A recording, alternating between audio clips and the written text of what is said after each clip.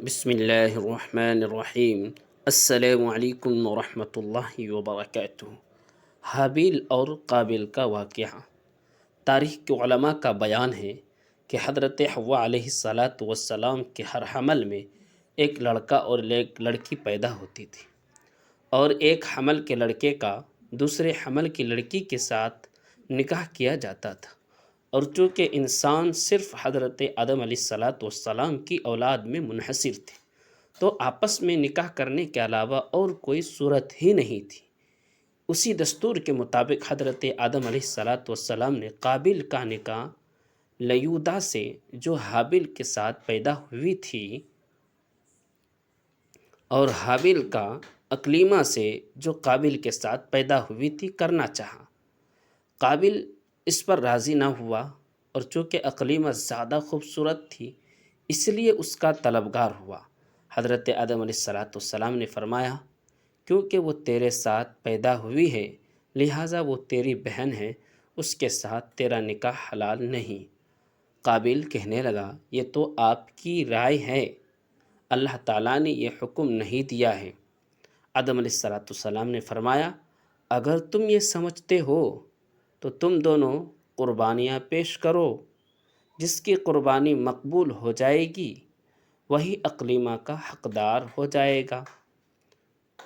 اس زمانے میں جو قربانی مقبول ہوتی تھی، آسمان سے ایک آگ اتر کر اس کو کھا لیا کرتی تھی۔ قابل نے ایک انبار گندم اور حابل نے ایک بکری قربانی کے لیے پیش کی۔ آسمانی آگ نے حابل کی قربانی کو لے لیا اور قابل کی گندم کو چھوڑ دیا۔ اس پر قابل کے دل میں بہت بغض، حسد پیدا ہوا، اور جب حضرت آدم علیہ السلام حج کے لیے مکہ مکرمہ تشریف لے گئے تو قابل نے حابل سے کہا کہ میں تجھے قتل کر دوں گا۔ حابل نے کہا، کیوں؟ قابل نے کہا، اس لیے کہ تیری قربانی اللہ تبارک و تعالیٰ کی بارگاہ میں مقبول ہو گئی اور میری قربانی قبول نہ ہوئی، اور تو اقلیمہ کا مستحق ٹھہر گیا۔ اس میں میری ذلت ہے، میری رسوائی ہے۔ حابل نے جواب دیا کہ اللہ تعالیٰ صرف ڈرنے والوں کی قربانی قبول فرماتا ہے۔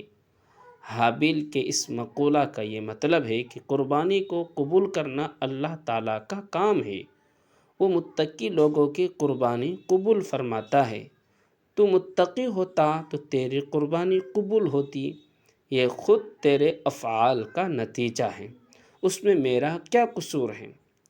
اگر تو مجھے قتل کرنے کے لیے میری طرف اپنا ہاتھ بڑھائے گا تو میں تجھے قتل کرنے کے لیے اپنا ہاتھ تیری طرف نہیں بڑھاؤں گا، کیونکہ میں نہیں چاہتا کہ میری طرف سے ابتدا ہو، شروعات ہو، حالانکہ میں تجھ سے قوی ہوں، طاقتور ہوں، یہ صرف اس لیے کہ میں اللہ تبارک و تعالیٰ سے ڈرتا ہوں، اور میں یہ چاہتا ہوں کہ میرا یعنی میرے قتل کرنے کا گناہ اور تیرا گناہ یعنی جو اس سے پہلے تو نے کیا، والد صاحب کے ساتھ نافرمانی کی، حسد کیا اور خدائی فیصلے کو نہ مانا، یہ دونوں قسم کے گناہ تیرے اوپر ہی پڑ جائے تو دوزخی ہو جائے گا۔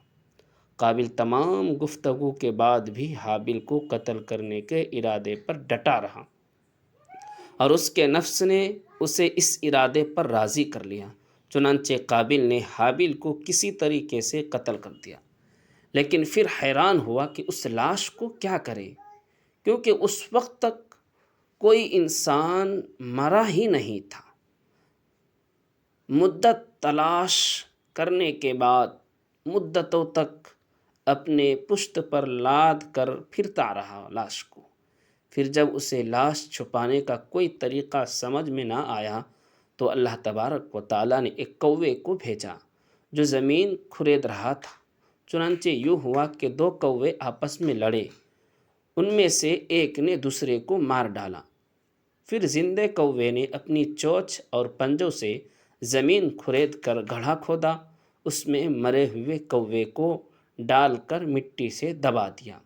یہ دیکھ کر قابل کو معلوم ہوا کہ مردے کی لاش کو دفن کرنا چاہیے، چنانچہ اس نے زمین کھود کر دفن کر دیا اور اپنے آپ میں کہنے لگا کہ میں اس قابل بھی نہ ہوں، میں اس قابل بھی نہ رہا کہ اس کو کہیں دفنا سکے۔ اس کوے سے میں نے سبق حاصل کیا اور اسے دیکھ کر اس قابل ہوا کہ میں اپنے بھائی کو دفنا سکوں۔ دوستو، اس طریقے کی ویڈیوز دیکھنے کے لیے آپ ہمارے چینل کو ضرور سبسکرائب کریں۔